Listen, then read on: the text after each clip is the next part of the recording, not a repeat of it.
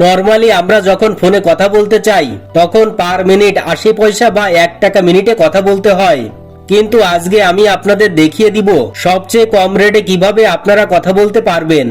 অর্থাৎ যে অ্যাপসের সঙ্গে আপনাদের পরিচয় করিয়ে দিব সেই অ্যাপ থেকে যদি আপনারা কল দেন তাহলে 25 পয়সা মিনিট কাটবে, সেই সাথে ভ্যাট ট্যাক্স যুক্ত হয়ে 40 পয়সা মিনিট কাটবে। আর এটা কিন্তু 1 সেকেন্ড পালস আছে। সো কিভাবে কম রেটে কথা বলতে পারবেন চলুন সেটাই দেখাই। শুরুতেই আপনারা যে কাজটি করবেন, প্লে স্টোরে চলে যাবেন এবং সার্চ বারের উপর ক্লিক করে লিখবেন আম্বার আইটি, লিখে সার্চ করে দেবেন। এই অ্যাপটি আপনাদের ইনস্টল করতে হবে। ইনস্টল করার পর ওপেন অপশনের উপর ক্লিক করবেন। তারপর হচ্ছে এখান থেকে কন্টিনিউ অপশনের উপর ক্লিক করবেন। তারপর ইউজিং দি অ্যাপ এটা দিয়ে দেবেন। তারপর নিচের দিকে কন্টিনিউ অপশনের উপর ক্লিক করবেন। এখান থেকে আপনি একটা ফোন নম্বর দিয়ে দেবেন। আমি একটা ফোন নম্বর দিয়ে দিয়েছি। নিচে চেক বক্স আছে, টিক মার্ক তুলে দেবেন। দেওয়ার পর কন্টিনিউ অপশনের উপর ক্লিক করবেন। এখান থেকে জাস্ট আমি ওকেতে ক্লিক করে দিচ্ছি। এখন তারা এই সিমে একটা কোড পাঠাবে, জাস্ট এই কোডটা এখানে বসাতে হবে। 6 ডিজিটের কোড। আমি কোডটা এখানে বসিয়ে দিলাম। বসানোর সাথে সাথে এখান থেকে তারা বলছে verify your account to make outgoing call from apps. So এখান থেকে এনআইডি কার্ডের ছবি তুলতে বলছে। ওকে, এখানে এনআইডি কার্ড দিয়ে কিন্তু ভেরিফিকেশনটা আপনাদের করতে হবে।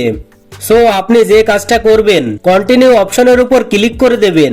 এখন এনআইডি কার্ডটা খুব ভালো জায়গায় রেখে ছবিটা তুলে নেবেন। প্রথমে হচ্ছে ফ্রন্ট পার্ট, তারপর হচ্ছে ব্যাক পার্ট, দুটাই তুলতে হবে।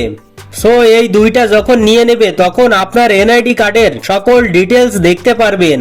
তারপরের যে অপশনটা আসবে এখানে আপনাকে একটা সেলফি তুলতে বলবে। সো আপনি সুন্দর করে সেলফিটা তুলে নেবেন। আপনার সামনে এরকম একটি ইন্টারফেস চলে আসবে। অর্থাৎ আপনার কাজটা কিন্তু শেষ, মানে সাইন আপটা আপনি করে ফেলেছেন। প্রথমবার রিচার্জ করলে সাইন আপ বোনাস হিসেবে পাবেন 10 টাকা। আর এখানে আপনাকে রিচার্জ করতে হবে। রিচার্জ করার জন্য উপরে মেনু ওয়ার্ড রয়েছে, এখানে ক্লিক দিলে অনেকগুলো অপশন দেখতে পারবেন।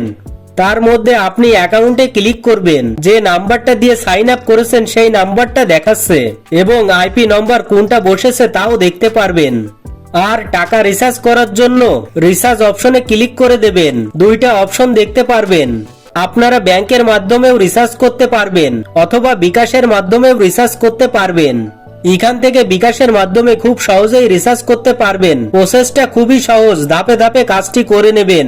এটা আমি আর দেখালাম না। রিচার্জ করা হয়ে গেলে সিম্পলি আপনারা এখান থেকে কথা বলতে পারবেন খুব কম খরচে। এখানে আরেকটা কথা বলে রাখি, এই অ্যাপটি দিয়ে কথা বলতে হলে আপনাকে অবশ্যই ইন্টারনেট কানেকশন চালু রাখতে হবে।